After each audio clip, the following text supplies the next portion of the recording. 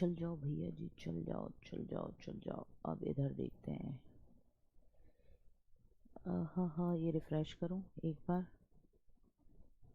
चल गई, चल गई बेटा, चल गई चल गई चल गई चल गई चल गई। हाँ, ब्लैक स्क्रीन आ रही थी, चल गई। अब एक बार थम्स अप करके बताओ बढ़िया तरीके से चल रही है कि नहीं चल रही है। ठीक है, हाँ अब हो गया, अब स्टार्ट हो गया बेटा, अब स्टार्ट हो गया है। अब बताओ एक बार थम्स अप करके बताओ, अब चल रही है कि नहीं। अब चल रही है बेटा, अब चल रही है बिट्टू, अब क्लास चल रही है सोना। Good morning good morning good morning good morning. एक बार बाहर निकल के एंट्री मारो और देखो चल रही है।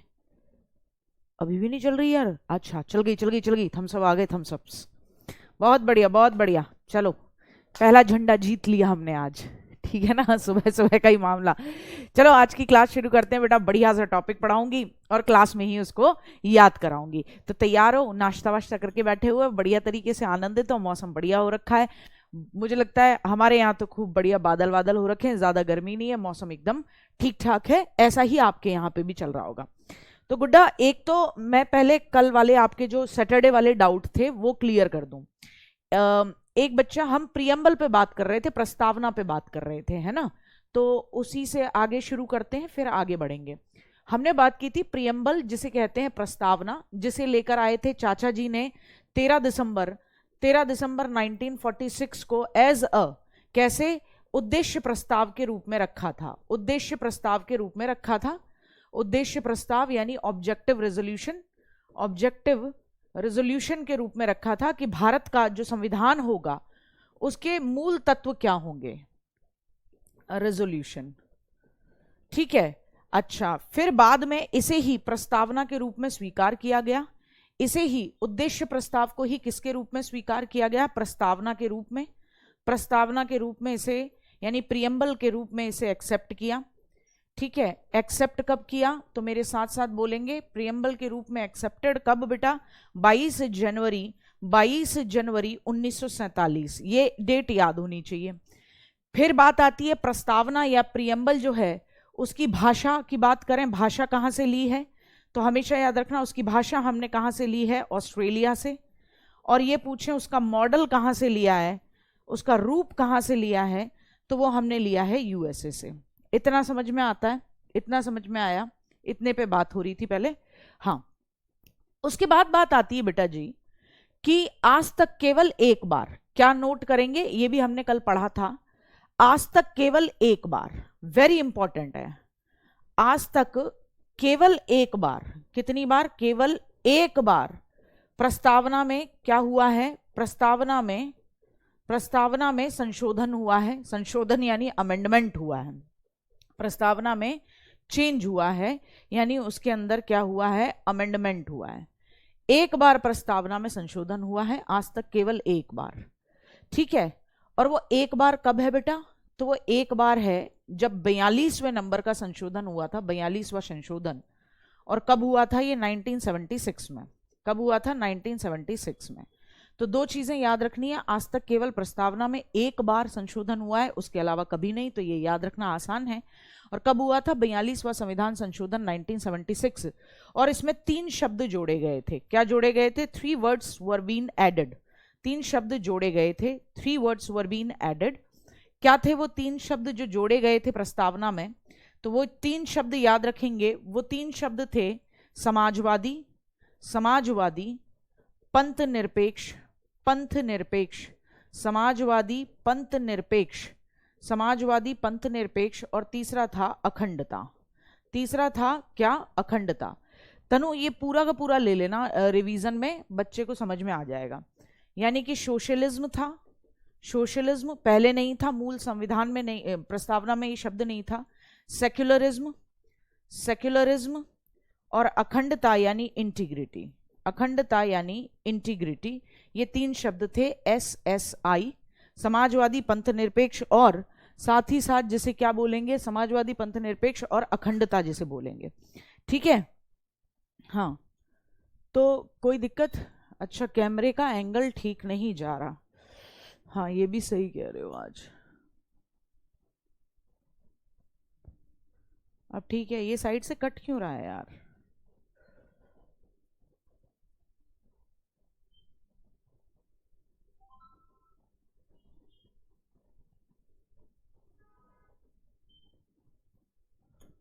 ठीक है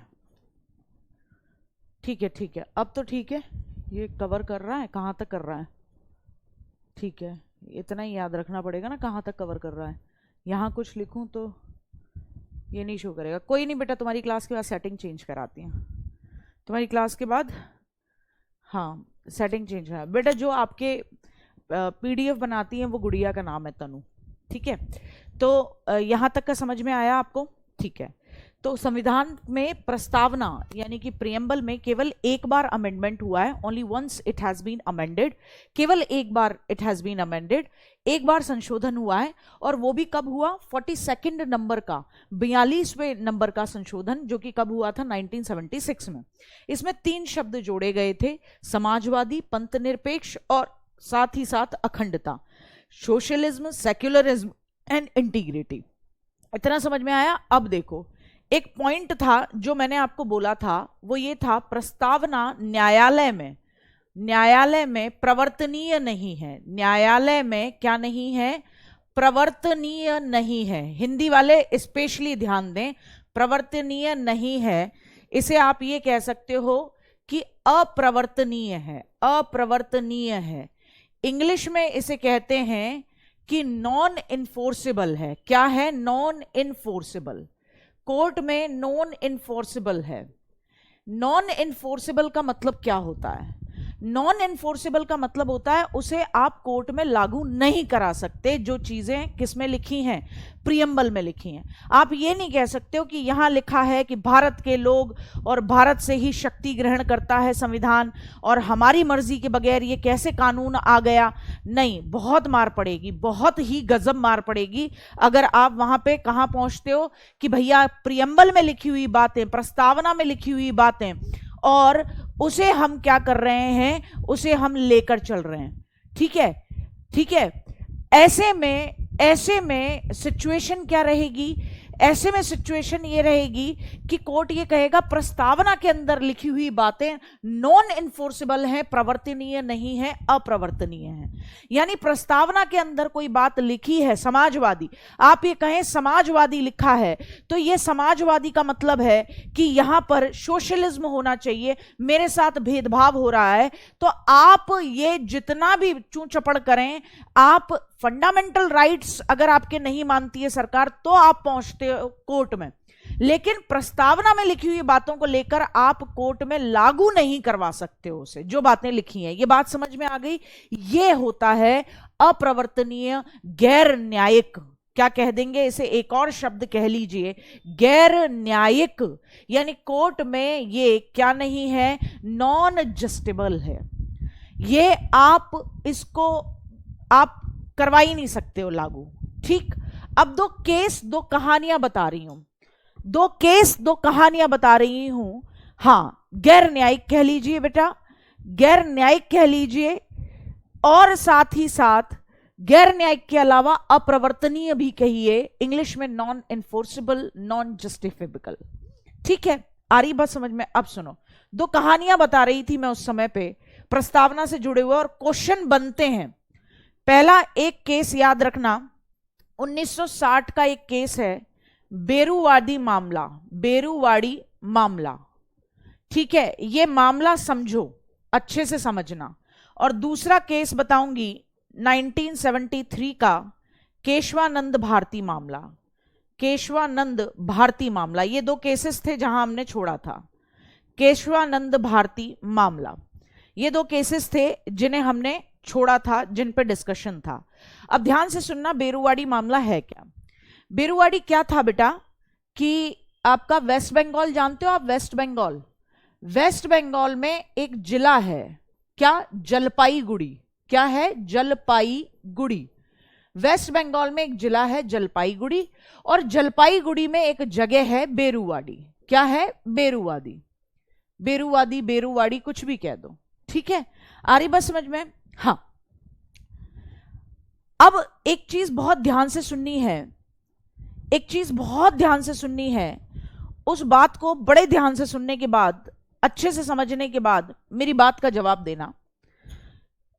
वेस्ट बंगाल में एक जगह है जलपाईगुड़ी, जलपाईगुड़ी में एक जगह है बेरुवाड़ी, और बेरुवाड़ी से आपका बांग्लादेश जुड़ा रहता है, मतलब उससे बांग्लादेश की टेरिटरी बिल्कुल जुड़ी रहती है। ठीक है। अच्छा, आप जानते हो कि बांग्लादेश पाकिस्तान से कब अलग हुआ है? पहले तो उसको ईस्टर्न पाकिस्तान, पूर्वी पाकिस्तान कहते थे। ठीक साहब। अब हुआ क्या, रेडक्लिफ साहब ने जब इंडिया और पाकिस्तान का बंटवारा किया और लाइन खींची थी, रेडक्लिफ लाइन जिसे कहते हैं, तो बेरुवाड़ी जो एक एरिया है वो रखा तो किसमें गया? वो रखा तो इंडिया में गया, लेकिन वो इस बात को लिखना भूल गए।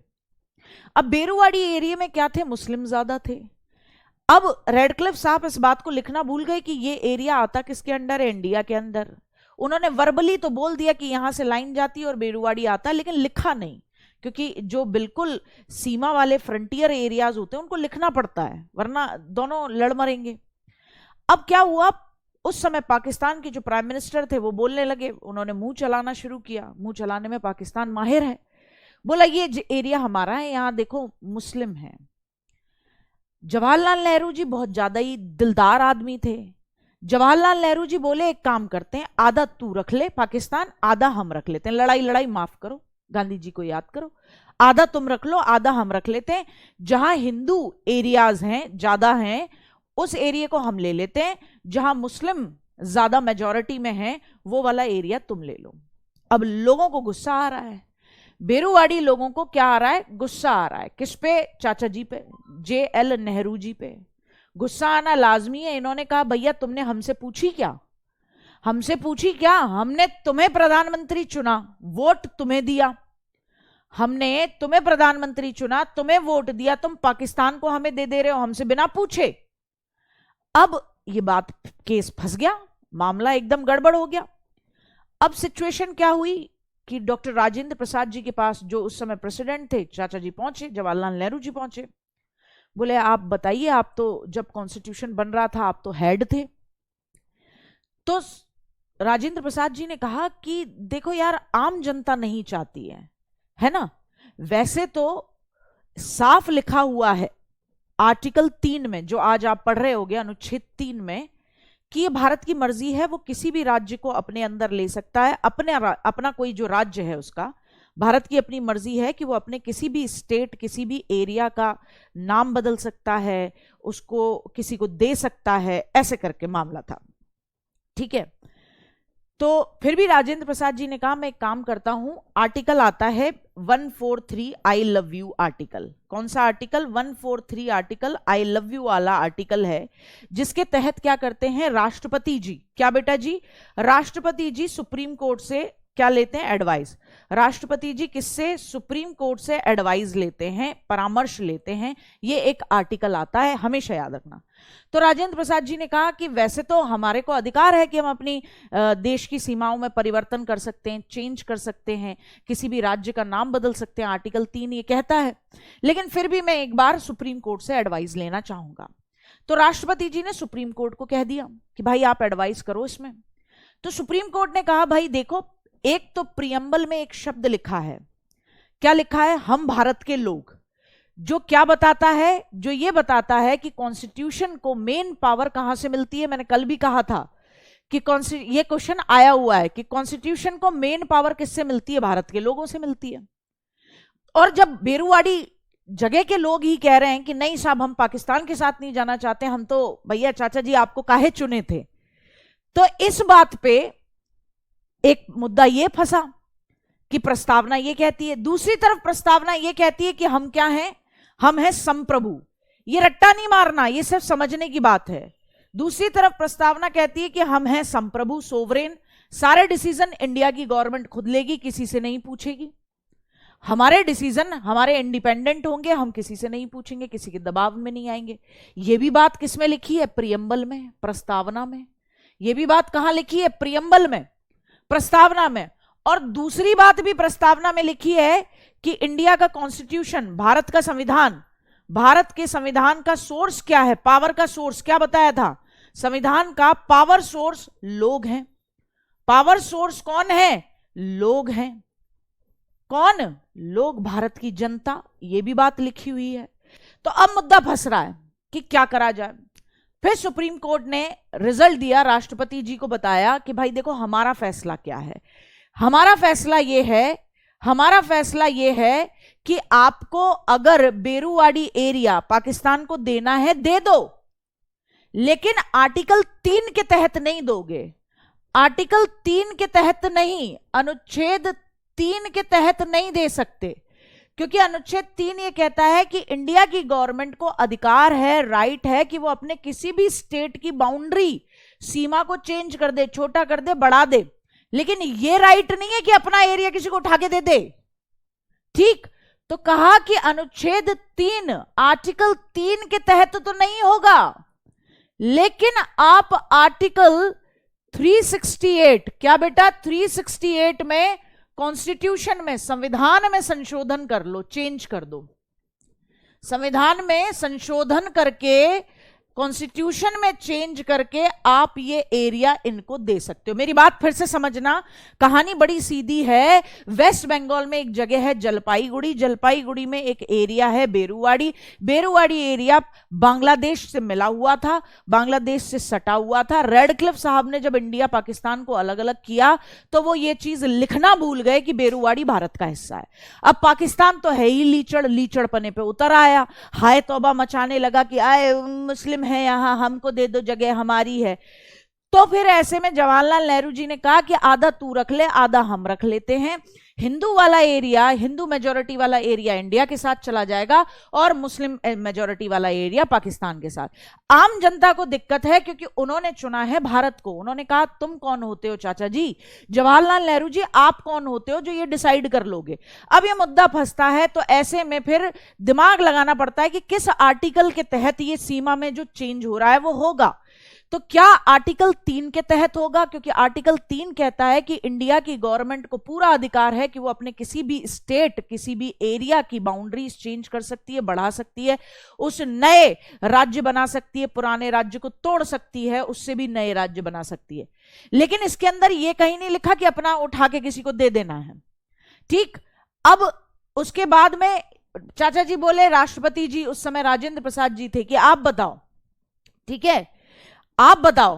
तो राष्ट्रपति जी को एडवाइस दी किसने, आर्टिकल 143 के तहत, किसने, सुप्रीम कोर्ट ने। उन्होंने कहा देखो भैया, आर्टिकल 3 में कहीं नहीं लिखा कि आप अपना एरिया उठा के किसी को दे दोगे, तो इसमें तो चेंज होगा नहीं। आप आर्टिकल 368 के तहत इसमें संशोधन कर सकते हो। और यही पहली बार माना गया था कि प्रस्तावना संविधान का मूल अंग नहीं है। क्या माना गया था? इसका रिजल्ट यह निकला था कि प्रस्तावना संविधान का अंग नहीं है, क्योंकि प्रस्तावना के अंदर दो बातें एक दूसरे को काट रही थी। एक कि इंडिया सोवरेन है, संप्रभु है, यानी इंडिया की गवर्नमेंट सारे डिसीजन खुद लेगी। और दूसरी बात कि भारत के कॉन्स्टिट्यूशन की पावर का सोर्स ही क्या है? भारत के कॉन्स्टिट्यूशन की पावर का सोर्स, उस संविधान की ताकत कहां से है, वो शक्ति कहां से, वो भारत की जनता, और भारत की जनता मना कर रही है। तो अब ऐसे में रिजल्ट ये निकाला कि प्रस्तावना को क्या माना जाएगा? प्रस्तावना मूल संविधान का, प्रस्तावना संविधान का अंग नहीं। क्या माना गया? प्रस्तावना संविधान का अंग नहीं। एग्जाम में पूछा जाता है कि किस अंग नहीं, किस केस से यह चीज क्लियर हुई थी सुप्रीम कोर्ट में कि preamble is not the part of the constitution. क्या preamble is not the part of the constitution, ये किससे क्लियर हुआ था? Preamble is not the part of the constitution, not the part of the constitution, of the constitution, ये किससे clear हुआ था? Constitution.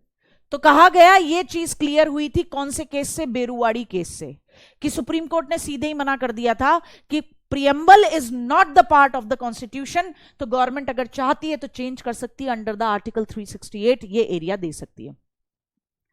ठीक है, हाँ बताएंगे अभी, बेटा रुक जाओ, सब अभी क्लियर। ये वाला केस तो आपको समझ में आ गया 1960s का, कि प्राइम मिनिस्टर कौन है, प्रधानमंत्री कौन है, जवाहरलाल नेहरू, राष्ट्रपति जी भी समझ में आ गए कौन है, तो ये भी क्लियर हो गया।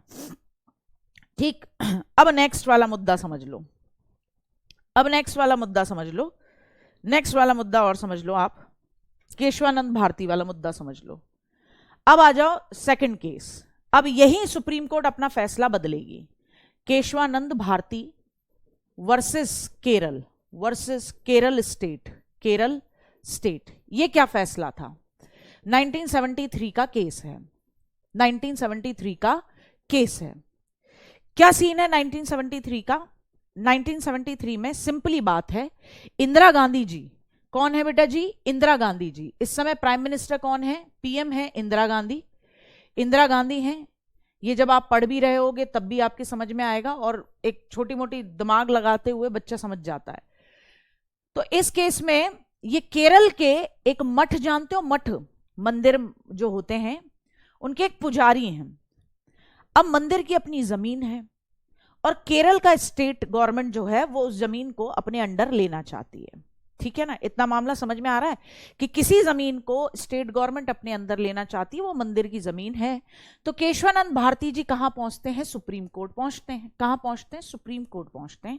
और सुप्रीम कोर्ट जब ये पहुंचते हैं तो ये सिंपली एक बात कहते हैं, क्या कहते हैं ये, कि भाई देखो, अभी आप पढ़ भी रहे होगे इन्हें, कि भाई देखो article 14, article 14, article 15, sorry 25, article 26, article 19F और आर्टिकल 31, ये दोनों कट गए हैं अब।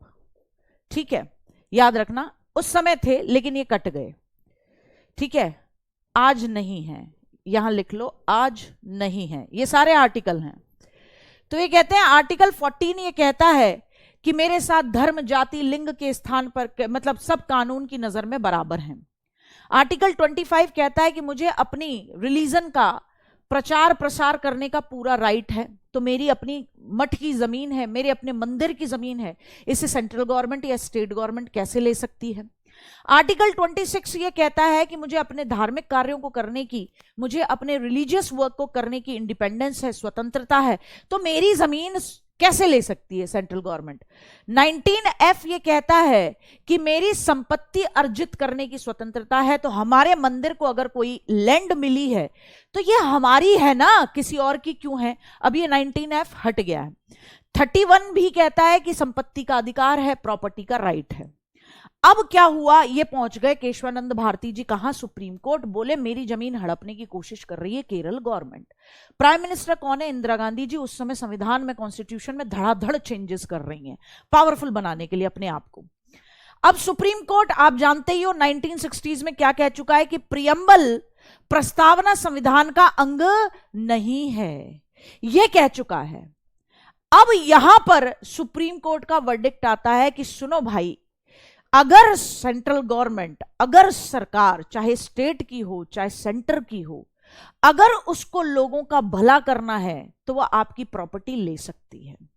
अगर उसको लोगों का सोशल और इकोनॉमिकल वेलफेयर करना है तो इस पूरे देश की प्रॉपर्टी किसकी है? उस देश की है, उस देश की सरकार की है।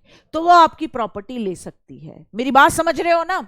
मेरी बात समझ रहे हो? हाँ, फिर बेटा बेरुवाड़ी चला गया है, ठीक है ना, हाफ हाफ बटा है। ठीक है, ये मामला हुआ। तो अब ध्यान से सुनो कि भाई साहब यहां केस फंस गया। अब सुप्रीम कोर्ट क्या कह रहा है? और जाहिर सी बात है बेटा, एक बात बताओ, अगर आप, एक फ्लाईओवर बन रहा है, आपका घर उसमें बीच में आ जा रहा है, आप कह रहे हो नहीं साहब मैं नहीं दूंगा, मेरी संपत्ति कमाई हुई है, मेरा पैसा है, मेरी प्रॉपर्टी है। सुप्रीम कोर्ट, गवर्नमेंट ये कहेगी ओए ये पूरा देश हमारा है, ये पूरा देश जो भी गवर्नमेंट आएगी वो चलाएगी, क्योंकि if there is a requirement for the social and the economical welfare of the country's people, then you are no one. अगर भारत के सामाजिक आर्थिक उन्नति की जरूरत पड़ेगी तो आप और हम कुछ नहीं बेचते, है ना। जमीन ले लेगी, पूरी जमीन किसकी? सरकार की।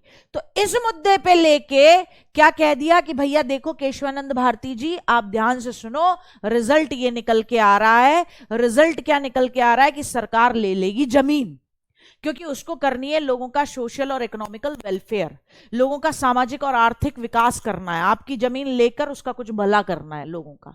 ठीक है, आ रही है बात समझ में? और यही एक बात कही किसने? यही एक बात कही सुप्रीम कोर्ट ने। यहां लिखेंगे रिजल्ट। यहां क्या बात करी सुप्रीम कोर्ट ने? रिजल्ट ये निकला कि प्रस्तावना में भी संशोधन हो सकता है। में भी क्या हो सकता है? चेंज हो सकता है, संशोधन हो सकता है, संशोधन हो सकता है, प्रस्तावना में भी संशोधन हो सकता है, लेकिन याद रखना कैसे होगा, पॉजिटिव वे में। अभी बताती हूं पॉजिटिव वे में संशोधन या क्या मतलब होता है, मतलब जोड़ा जाएगा, कुछ घटाया नहीं जाएगा। और क्या कहा, यहीं से निकल के आया मूल ढांचा। ये बात याद रखना, पूछा जाता है बेसिक स्ट्रक्चर का कंसेप्ट कहां से, किस केस से निकल के आया, तो कहोगे केशवानंद भारती केस 1973 का। बेसिक स्ट्रक्चर, मूल ढांचा क्या है, basic structure of the constitution, मूल ढांचा ऑफ द कॉन्स्टिट्यूशन। मूल ढांचा या बेसिक स्ट्रक्चर का सिद्धांत क्या है, मूल ढांचा या बेसिक स्ट्रक्चर का सिद्धांत क्या है। तो सिंपली कहा गया कि मूल ढांचे का मतलब है, बेसिक स्ट्रक्चर का मतलब है जो संविधान की, कॉन्स्टिट्यूशन की कोर वैल्यू है। क्या, संविधान का मूल तत्व, संविधान का क्या बेटा, मूल तत्व, कोर वैल्यू। मूल तत्व यानी कोर वैल्यू। कोर वैल्यू क्या है संविधान की, हमारे कॉन्स्टिट्यूशन की कोर वैल्यू क्या है, उसको कभी भी चेंज नहीं करेगी।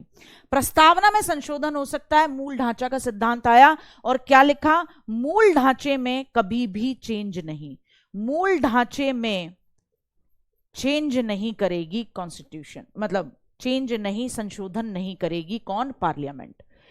मूल ढांचे में चेंज नहीं का मतलब समझो, बेसिक स्ट्रक्चर में चेंज नहीं का मतलब मैं तुम्हें कपड़े नए पहनवा दूं लेकिन तुम्हारी अंतरात्मा नहीं बदलूंगी। एक होता है ना कि लड़कों को ले जाते हैं, एक गांव का सीधा साधा लड़का है, पुरानी मूवीज भी हम देखते थे, राम श्याम, ठीक है, ये सबको देखते थे। समझाऊंगी, अभी अभी अभी तसल्ली रखो, ठीक है, अभी तसल्ली रखो। तो राम श्याम है ना, सीता गीता, हम ये मूवी देखते थे, एक बिल्कुल सीधी है और एक थोड़ी सी खुर्राट है, एक बिल्कुल सीधा है, एक थोड़ा सा तेज है। अब देखो उसकी आत्मा जो है वो उसका बेसिक स्ट्रक्चर है। अगर कोई व्यक्ति सीधा है तो ये उसका बेसिक स्ट्रक्चर है, अगर कोई व्यक्ति थोड़ा सा तेज है, अपने अधिकारों के लिए लड़ता है, तो ये उसका बेसिक स्ट्रक्चर है। आप उसका मेकओवर करते हो, उसको सीता से गीता बनाते हो, उसके बाल चेंज करते हो, उसको लिपस्टिक लगाते हो, उसको बढ़िया तरीके से उसके क्या होते हैं वो क्या करवाती हैं लड़कियां, क्या वो नेल्स पे जो भी करवाती हैं वो कुछ करवाते हो, उसको कपड़े वपड़े, आप उसका मेकओवर बाहर से कर सकते हो। यानी कहा गया कि संसद जो है वो कॉन्स्टिट्यूशन में, संविधान में चेंज तो कर सकती है लेकिन बेसिक स्ट्रक्चर, मूल ढांचे में चेंज नहीं करेगी।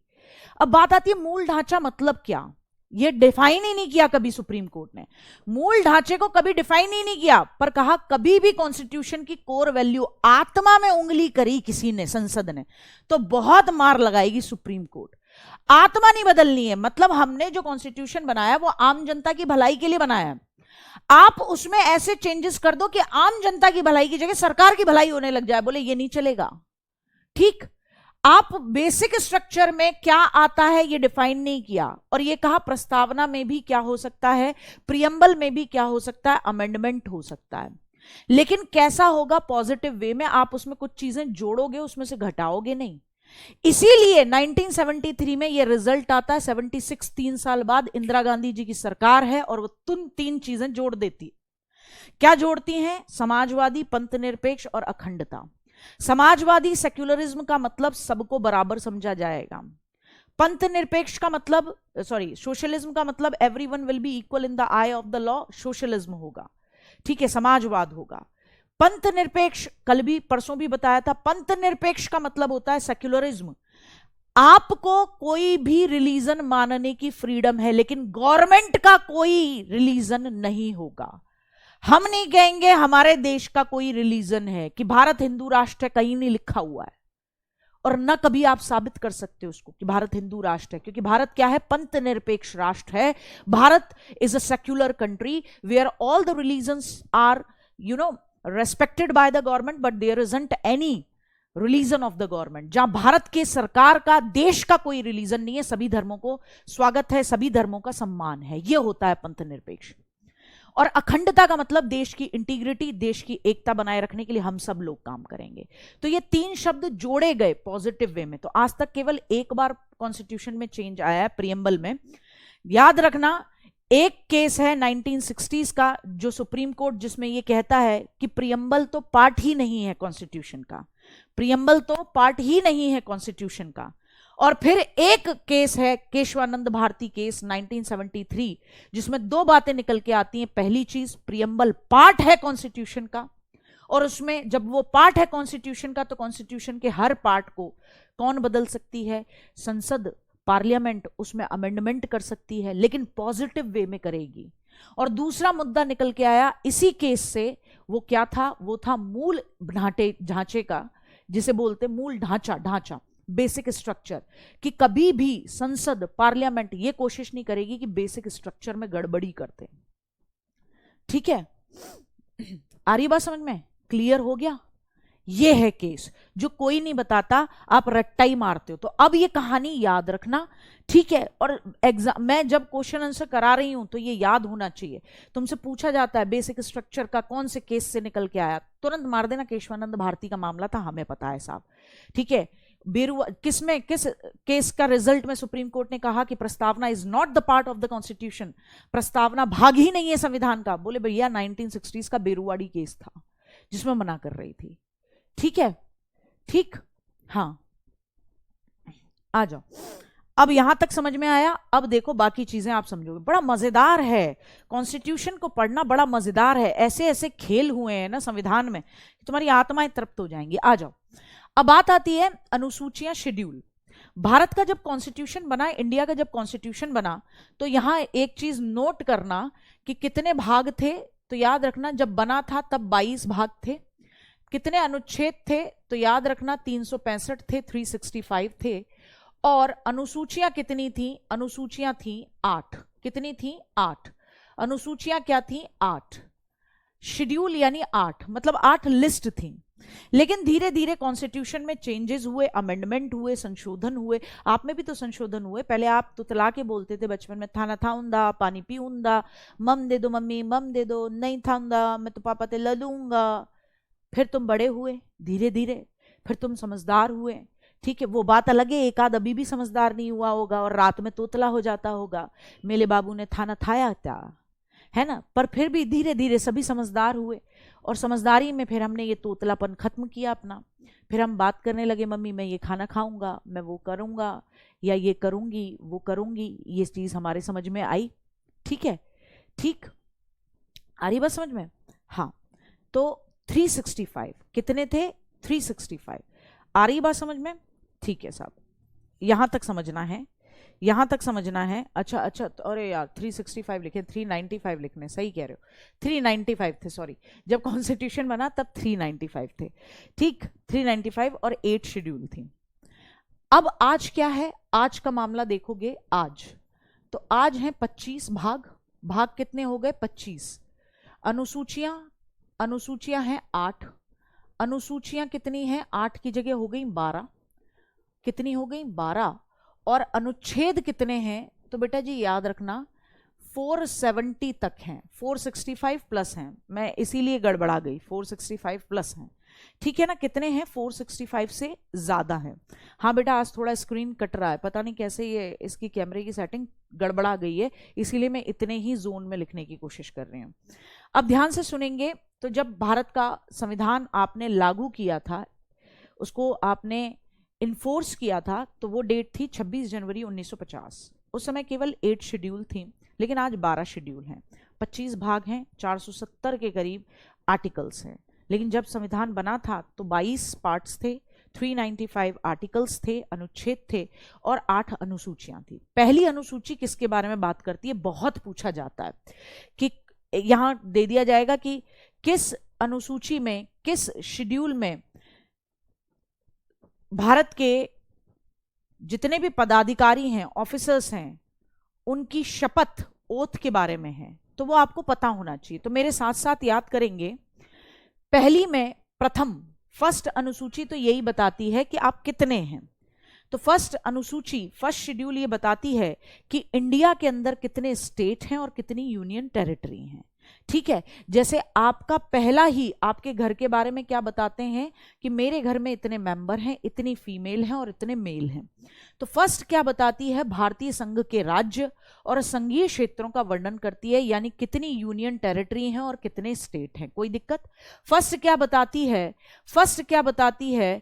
फर्स्ट ये बताती है बेटा, अब तो दिख रहा है, ये तो दिख रहा है, देखो जूम ही है, ये दिख रहा है।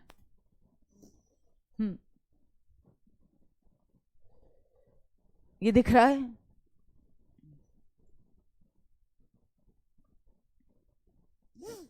ज्यादा जूम हो गई है स्क्रीन? नहीं, मुझे तो नहीं लगता बेटा ज्यादा जूम हो गई है, अब तो ठीक दिख रही है। दिख रही है, दिक्कत कर रही है? एक बार बताओ। नहीं दिख रही? क्या दिक्कत है?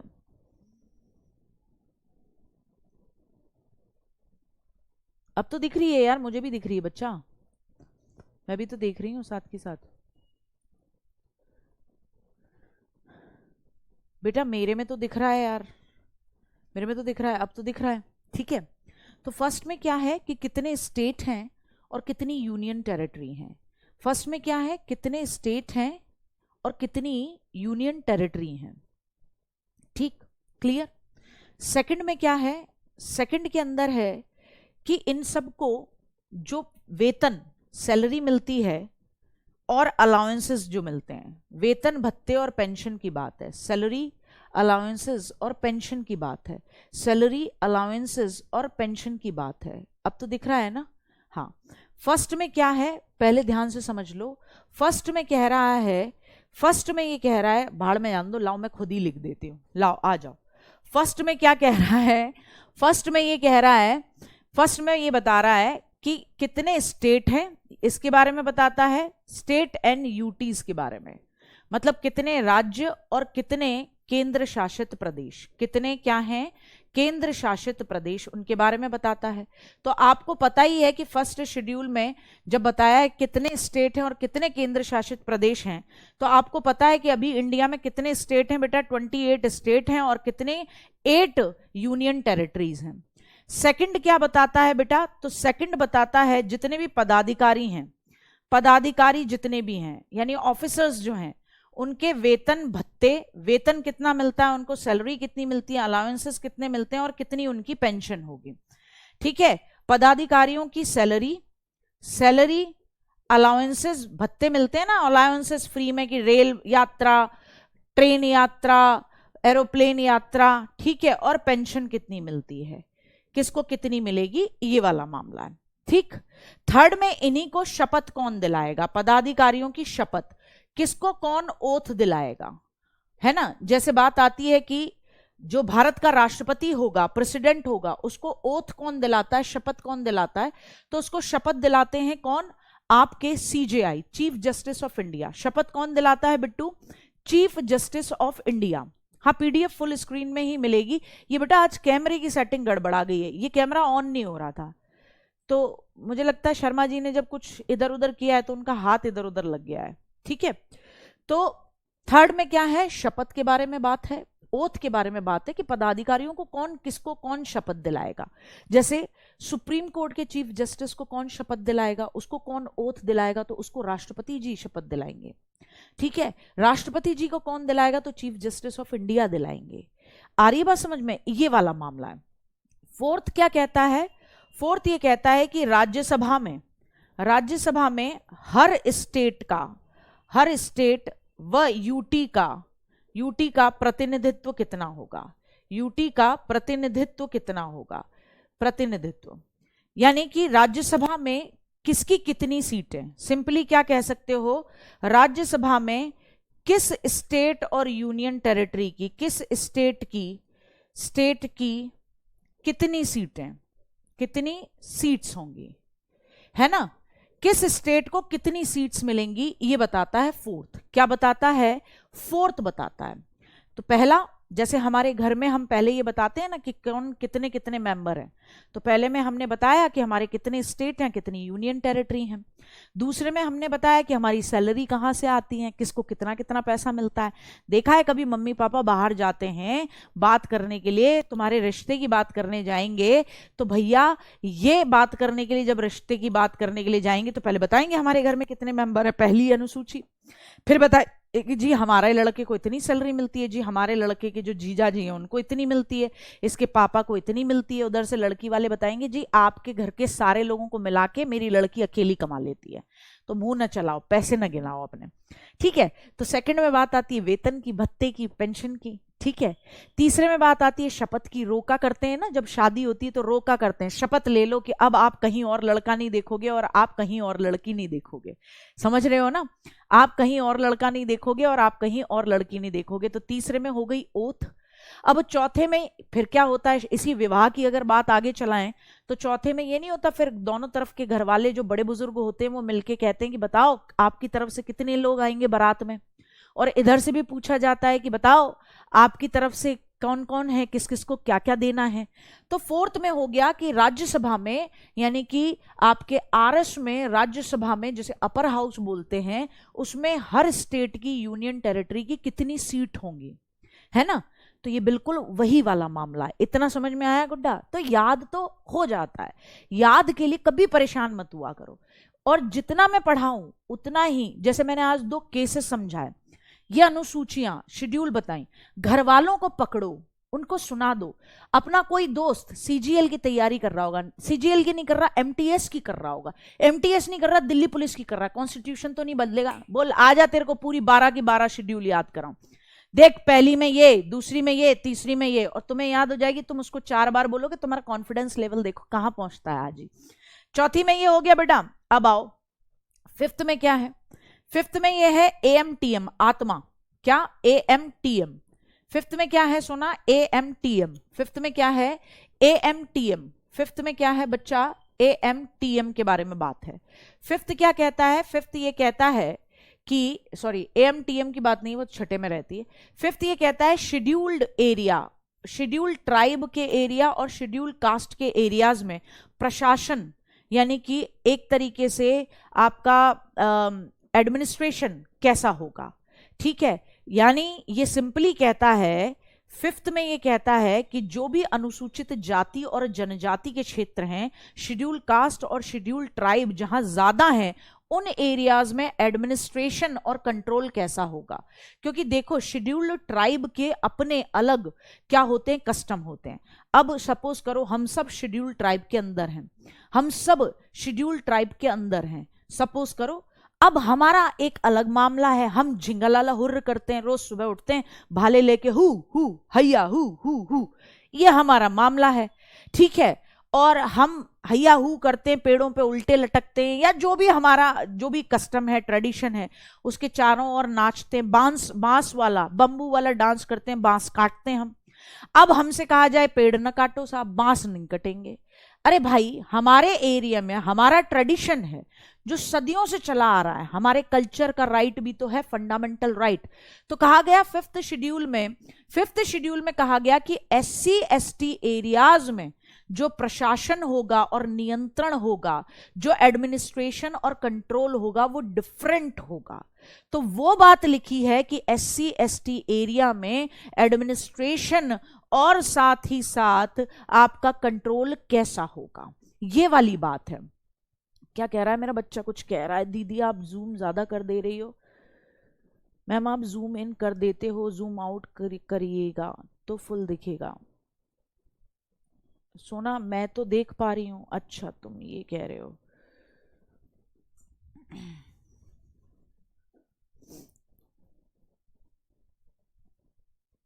लो ठीक है, फिर बात आती है छठी की। किसकी बात आती है? छठी की बात आती है। किसकी बात आती है? छठी की बात आती है। तो और देख लो, अच्छे से तरीके से समझ लो। छठी की बात आती है, सिक्स्थ की बात आती है। जब छठी की बात आती है तो याद रखना AMTM। किसकी बात करोगे? AMTM। असम, मेघालय, त्रिपुरा, मिजोरम। असम, मेघालय, त्रिपुरा, मिजोरम। ये भी प्रश्न पूछा गया है, CGL में आया है, MTS में भी आया है। असम, मेघालय, त्रिपुरा, मिजोरम, AMTM। इन स्टेट के अंदर जो शेड्यूल्ड ट्राइब के क्षेत्र हैं, अनुसूचित जनजाति के क्षेत्र हैं, वहां पर प्रशासन और नियंत्रण बिल्कुल अलग होगा।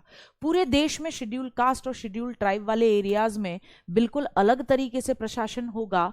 और ये स्पेशली जो 4 स्टेट के नाम दे रखे हैं, AMTM, असम, मेघालय, त्रिपुरा, मिजोरम, इनके अंदर शेड्यूल कास्ट के जो एरियाज हैं उनमें प्रशासन, उनमें एडमिनिस्ट्रेशन बिल्कुल अलग होगा। आ रही बात समझ में? अब क्वेश्चन कैसे बनता है, यहां 6th शेड्यूल से ही, 6ठी अनुसूची से ही ये क्या करते हैं, असम, मेघालय, त्रिपुरा, मिजोरम की जगह एक और कोई स्टेट घुसेड़ देते हैं। बच्चे को ने कोड बनाया AMTM, तो मणिपुर घुसेड़ देंगे। क्या घुसेड़ देंगे? मणिपुर। अब बच्चे ने अगर ढंग से नहीं पढ़ा है तो वो क्या कह देगा, मणिपुर भी तो था। नहीं, मणिपुर नहीं है, असम है, मेघालय है, त्रिपुरा है, मिजोरम है। असम, मेघालय, त्रिपुरा, मिजोरम, मणिपुर नहीं है, पैसा है ही नहीं कहीं पे भी। ठीक है, शेड्यूल ट्राइब के लोगों पे मनी नहीं होती है, पैसा नहीं होता। तो असम, मेघालय, त्रिपुरा, मिजोरम में किस तरीके का एडमिनिस्ट्रेशन रहेगा, ये बात है। ठीक है, आ रही बात समझ में? 7th क्या कहती है, 7वीं अनुसूची क्या कहती है? तो बेटा जी 7वीं अनुसूची का बहुत अच्छे तरीके से समझना है। 7वीं अनुसूची क्या कहती है? तो 7वीं अनुसूची एक बहुत ही नॉर्मल बात करती है बेटा, वो सेटिंग में खुद करवाऊंगी, अभी मेरे को भी इतना नहीं आता। ठीक है, वो सेटिंग भैया जी ही करेंगे। अभी मुझे पता है ये सेटिंग में गड़बड़ा रही है, अगर मैं इधर करूं तो ठीक दिख रहा है, वरना नहीं दिख रहा है। ठीक है ना, तो कुछ हो गया है, इधर से साइड से कट गया है, वो भैया जी ही देखेंगे। तो 7 शेड्यूल क्या बताती है? 7 शेड्यूल ये बताती है कि 3 लिस्ट हैं जिसमें अलग अलग सब्जेक्ट हैं, जिन पे अलग अलग सेंट्रल गवर्नमेंट के लिए अलग सब्जेक्ट हैं जिन पे सेंट्रल गवर्नमेंट कानून बनाएगी, स्टेट गवर्नमेंट के लिए अलग हैं जिस पे स्टेट गवर्नमेंट कानून बनाएगी। तो 3 सूचियों का वितरण है, जो आप जानते हो। आपका government of India act, Bharat शासन अधिनियम 1935 में भी था। संघ सूची, जिसपे यूनियन लिस्ट बोलते हैं, जिसपे कौन कानून बनाएगा, जिसपे सेंट्रल गवर्नमेंट कानून बनाएगी। ऐसे 100 सब्जेक्ट हैं, 100 विषय हैं जिन पे केवल और केवल संघ सरकार यानी केंद्र सरकार यानी सेंट्रल गवर्नमेंट ही कानून बनाती है। फिर राज्य सूची, स्टेट लिस्ट, जिसमें 61 ऐसे सब्जेक्ट हैं, विषय हैं जिन पर केवल और केवल राज्य सरकार, जिन पर केवल और केवल स्टेट गवर्नमेंट ही कानून बनाती है। ठीक है, और संवर्ती सूची, कौन करंट लिस्ट, कौन करंट दौड़ाएगा, दोनों मिलकर करंट दौड़ाएंगे। संवर्ती, जिस पर केंद्र सरकार और राज्य सरकार दोनों मिलकर कानून बनाती है। ऐसे वर्तमान में कितने सब्जेक्ट हैं? 52 सब्जेक्ट। ये प्रश्न भी पूछा गया है कि बताएं कि स्टेट लिस्ट में कितने सब्जेक्ट्स हैं। तो स्टेट लिस्ट में बेटा 61 सब्जेक्ट हैं जिसपे स्टेट गवर्नमेंट ही कानून बनाएगी, उस पे सेंट्रल गवर्नमेंट कभी कानून नहीं बनाएगी। और सेंट्रल गवर्नमेंट के लिए एक यूनियन लिस्ट है जिसमें 100 सब्जेक्ट हैं जिसपे केवल और केवल सेंट्रल गवर्नमेंट ही कानून बनाएगी, कभी स्टेट गवर्नमेंट कानून नहीं बनाएगी। तो यहां तक मेरी बात समझे। 8th शेड्यूल क्या कहती है? 8वीं अनुसूची भाषाओं का उल्लेख करती है। आप जब पेपर देने जाते हो CGL का, तो ये पेपर आपको 22 भाषाओं में उपलब्ध होगा। 22 भाषाओं में, क्योंकि वो 22 भाषाएं 8th शेड्यूल में लिखी हुई हैं, इन्हें आप शेड्यूल्ड लैंग्वेज बोलते हो भारत की। लेकिन जब बेसिक संविधान बना था तब केवल 14 भाषाएं थी, आज इसमें 22 भाषाएं। तब 14 भाषाएं कौन कौन सी थी? संस्कृत है, तमिल है, तेलुगु है, मलयालम है, कन्नड़ है, उड़िया है, मराठी है, गुजराती है, हिंदी है, बंगला है, असमिया है, उर्दू है, पंजाबी है, कश्मीरी है। अंग्रेजी कहीं नहीं है, अंग्रेजी कहीं नहीं है। याद रखना, क्या इंग्लिश शेड्यूल्ड लैंग्वेज में आती है भारत की में? नहीं आती, इंग्लिश कभी नहीं आती। यहां बच्चे को फंसाया जाता है, बच्चे को लगता है शायद इंग्लिश भी शेड्यूल्ड लैंग्वेज में आती है। नहीं, इंग्लिश भारत की शेड्यूल्ड लैंग्वेज में नहीं है, ऑफिशिएटिंग लैंग्वेज में हो सकती है लेकिन शेड्यूल्ड लैंग्वेज में नहीं है। तो मूल जब संविधान, बेसिक जब कॉन्स्टिट्यूशन बना था ओरिजिनल, तो उसमें 14th लैंग्वेजेस को क्या रखा गया था? भारत की शेड्यूल्ड लैंग्वेज अनुसूचियों में रखा गया था, 8वीं अनुसूची में। 8वीं अनुसूची लैंग्वेज के बारे में, भाषा के बारे में बात करती है। समय बदला, धीरे धीरे इसके अंदर और अनुसूचियां भी जोड़ी गई। समय बदला, धीरे धीरे इसके अंदर क्या करी गई? और अनुसूचियां भी जोड़ी गई, और साथ ही साथ यहां और भाषाएं भी जोड़ी गई।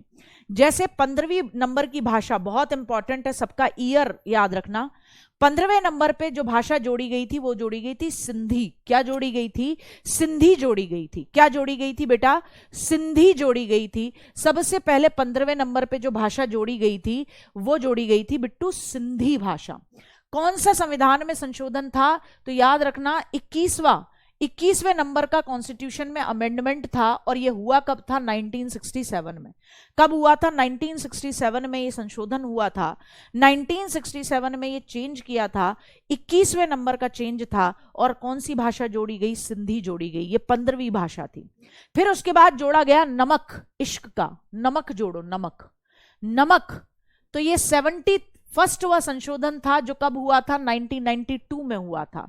और नमक जोड़ा गया नेपाली, मणिपुरी, कोंकणी, नेपाली, मणिपुरी, कोंकणी, नमक जोड़ा गया, नेपाली, मणिपुरी, मणिपुरी, कोंकणी जोड़ी गई, मणिपुरी और कोंकणी, ये भी 3 लैंग्वेजेस जोड़ी गई। कब जोड़ी गई बेटा? ये 71 नंबर का था, वो 21वां था। ये 71 नंबर का अमेंडमेंट था, कब हुआ? 1992 में हुआ। कब हुआ? कब हुआ बिट्टू? कब हुआ? 1992 में हुआ। ठीक सोना, याद रखना है गुड्डा, भूलना नहीं है, ठीक है? परेशान नहीं होना बिट्टू। फिर यहां लास्ट में 1992 था, 71वां अमेंडमेंट 1992। तो याद रखो, फिर 4 भाषाएं जोड़ी गई। 2ndवा यानी 92वां संविधान संशोधन जो कि कब हुआ? 2003 में। और क्या जोड़ा गया? महेंद्र सिंह धोनी का बैट जोड़ा गया, महेंद्र सिंह धोनी का बैट जोड़ा गया। एम से करोगे मैथिली, एम से करोगे बेटा जी मैथिली भाषा जोड़ी गई, बहुत क्वेश्चन बनते हैं यहां से। एस से करोगे संथाली भाषा जोड़ी गई, संथाली भाषा जोड़ी गई। डी से करोगे डोगरी भाषा जोड़ी गई, और बी से करोगे बोडो भाषा जोड़ी गई। ठीक है, ये भाषाएं जोड़ी गई। ठीक, मेरे साथ फिर से समझेंगे, क्या किस अनुसूची में 22 भाषाओं का उल्लेख है, 22 लैंग्वेजेस आती हैं, तो 8th शेड्यूल में लैंग्वेज के बारे में बात होती है। बेसिक जब संविधान बना था ओरिजिनल, तब केवल उसमें 14 ही लैंग्वेज थी। क्या उसमें इंग्लिश आती है? नहीं आती है। तो पहली लैंग्वेज कौन सी जोड़ी गई? 15वीं भाषा कौन सी जोड़ी गई? सिंधी जोड़ी गई। कब हुआ यह अमेंडमेंट? तो भैया 21वां संविधान संशोधन था, कब हुआ? 1967 में। फिर नमक जोड़ा गया, नमक, नमक में क्या है बेटा? तो नेपाली, मणिपुरी, कोंकणी, नेपाली, मणिपुरी, कोंकणी कब जोड़ा गया? 71वां अमेंडमेंट था 1992 में। फिर महेंद्र सिंह धोनी का बैट जुड़ता है, 92वां अमेंडमेंट है 2003 में। मैथिली, संथाली, डोगरी, बोडो। ठीक, कोई दिक्कत? मैथिली, संथाली, डोगरी, बोडो। ठीक, कोई दिक्कत बेटा? हाँ, संथाली संथाल जाता है, संथाल जनजाति की। ठीक, अब बेटा बेसिक कॉन्स्टिट्यूशन में तो 8 ही शेड्यूल थी, यानी 9वीं अनुसूची 10वीं 11वीं 12वीं जोड़ी गई हैं, 4 बाद में। तो कब कब जोड़ी गई हैं वो भी देख लो। तो 9th शेड्यूल मेरे बच्चे, 9th शेड्यूल गुड्डा कब जोड़ी गई? तो पहला संविधान में जो संशोधन था, जो फर्स्ट अमेंडमेंट हुआ था 1951 में, कॉन्स्टिट्यूशन बनते ही जो पहला अमेंडमेंट हुआ था, उसी में 9वीं अनुसूची जोड़ दी थी। किससे रिलेट करती थी? भूमि सुधारों से संबंधित थी। किससे? लैंड रिफॉर्म से रिलेट करती थी। लैंड रिफॉर्म से कैसे? जमींदार बागड़ बिल्ले अपनी जमीन देने को तैयार नहीं। ठीक है, तो 9वीं अनुसूची जोड़ी गई कि भैया इतनी लिमिट से ज्यादा अगर जमीन मिली, सरकार जब्तगी कर लेगी। ये 1951 का टाइम ही है जब आप सुनते हो आचार्य विनोबा भावे जी का नाम, जिन्होंने भूदान और ग्रामदान प्रोग्राम चलाया कि जमींदार लोग खुशी से जमीनें दान दे रहे, पूरा गांव का गांव दान दे रहे। क्यों? पता लग गया था कि सरकार क्या ला रही है, जब्त कर लेगी। तो बेहतरी यह है दान दे दूं तो आगे वाली 6 पुश्तें याद रखेंगी कि भैया जमींदार साहब फलाने ठिकाने के नाम पे ये गांव है, इन्होंने अपनी पूरी जमीन दान दे दी थी, इतनी ही जमीन रखी थी, क्योंकि सबको पता लग गया था जमींदारी खत्म हो रही है। तो पहला ही 9th शेड्यूल कब जोड़ी गई? पहला ही कॉन्स्टिट्यूशन में अमेंडमेंट 9th शेड्यूल को जोड़ने के लिए होता है 1951 में, और ये लैंड रिफॉर्म से जुड़ी हुई थी, यानी भूमि सुधारों से संबंधित थी, जमींदारी को खत्म किया जा रहा था। ठीक बेटा, 10वीं अनुसूची 10 दल बदल, 10 से क्या याद रहेगा? दल बदल। तो 10वीं अनुसूची 52nd नंबर का अमेंडमेंट होता है 1985 में।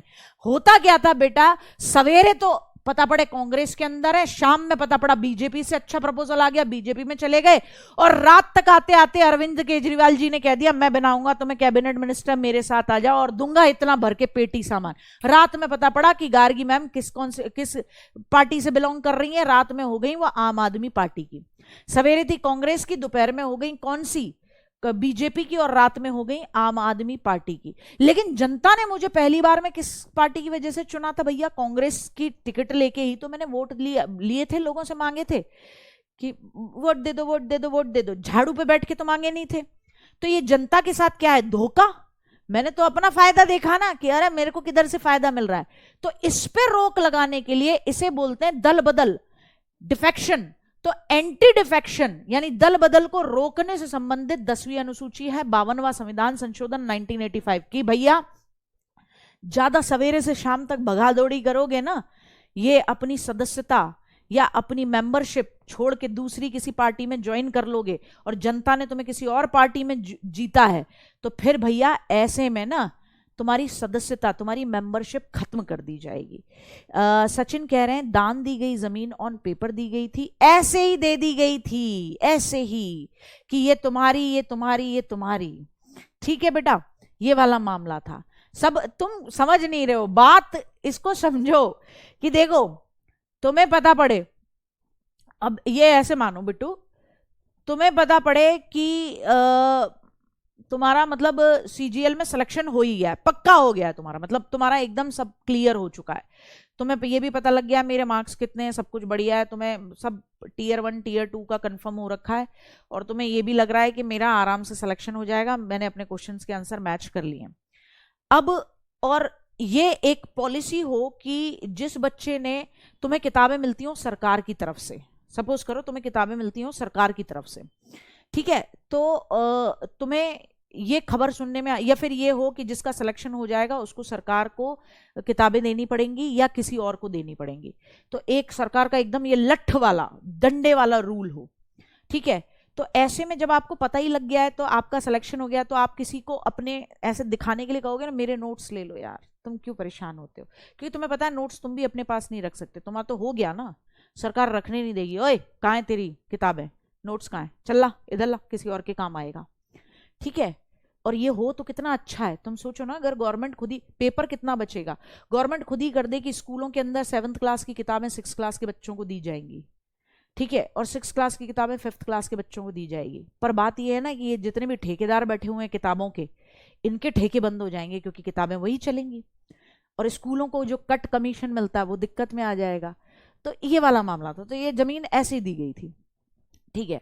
अब देखो 11th शेड्यूल किससे जुड़ी हुई है बेटा? ग्राम पंचायत से जुड़ी हुई है। 11th शेड्यूल 11वीं अनुसूची ग्राम पंचायत से जुड़ी हुई है। 73वां संविधान संशोधन हुआ था, 73वें नंबर का संविधान संशोधन 1992 में हुआ था, 93 में लागू हुआ था। 93 में क्या हुआ था? लागू, 93 में लागू हुआ था, 24 अप्रैल 1993 को लागू, ठीक। 11वीं अनुसूची ग्राम पंचायत से जुड़ी हुई है। इसमें क्या है, ये कौन से नंबर का अमेंडमेंट था? 73वें नंबर का अमेंडमेंट था 1992-93 में। 12वीं अनुसूची नगर पंचायत से जुड़ी हुई है, ये 74th नंबर का संशोधन था, ये भी 1992-93 में था। कोई दिक्कत? कोई दिक्कत?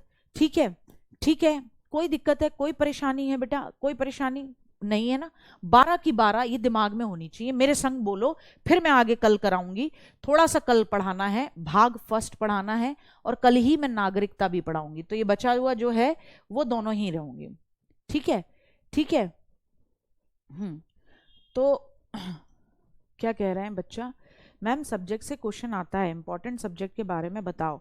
बेटा अभी नहीं, ठाकुर रोहित प्रताप, जब मैं स्टेट और किसके क्वेश्चन करा रही होंगी, स्टेट और सेंट्रल गवर्नमेंट के रिलेशन टॉपिक पढ़ा रही होंगी, मैं वहां पर सब्जेक्ट लिखाऊंगी, मैं वहां सब्जेक्ट लिखाऊंगी, यहां लिखा के कंफ्यूज नहीं करूंगी, ठीक है। जब हमारी बात ही स्टेट गवर्नमेंट और सेंट्रल गवर्नमेंट के रिश्तों पे चल रही होगी, तो वहां रिश्ते की बात में बताया जाएगा, वहीं लेनदारी देनदारी की बात की जाएगी। अभी तो सिर्फ ऊपर ऊपर से बताया जा रहा है, जहां से जितना बनता है, ठीक है बिट्टू। तो परेशान नहीं होना, इसमें परेशान नहीं होना, मेरे साथ रिवाइज करो, दोनों केस समझ में आ गए। प्रस्तावना में आज तक केवल, प्रियम्बल में केवल आज तक एक ही बार अमेंडमेंट हुआ है, बैठ के बताऊंगी अब, ठीक है। हाँ, क्वेश्चन आंसर आज भी मिलेंगे, ठीक है, रोज देख लिया करो, क्वेश्चन आंसर मिला करेंगे, और उसमें आंसर नहीं दूंगी। आंसर क्यों नहीं दूंगी? क्लास ढंग से सुनो और फिर उसके बाद क्वेश्चन लगाओ, ठीक, और ढूंढो उसको क्वेश्चन को। तो सबसे पहला एक ही बार आज तक प्रियम्बल में अमेंडमेंट हुआ है प्रस्तावना में, और वो कब हुआ है बेटा? 1976 में। इंदिरा गांधी प्राइम मिनिस्टर थी, ये तो क्लियर हो ही गया आपको। अच्छा, क्या जोड़ा गया उसके अंदर? तो भैया प्रस्तावना में प्रियम्बल में 3 शब्द जोड़े गए। कौन कौन से? समाजवादी, पंथनिरपेक्ष और अखंडता।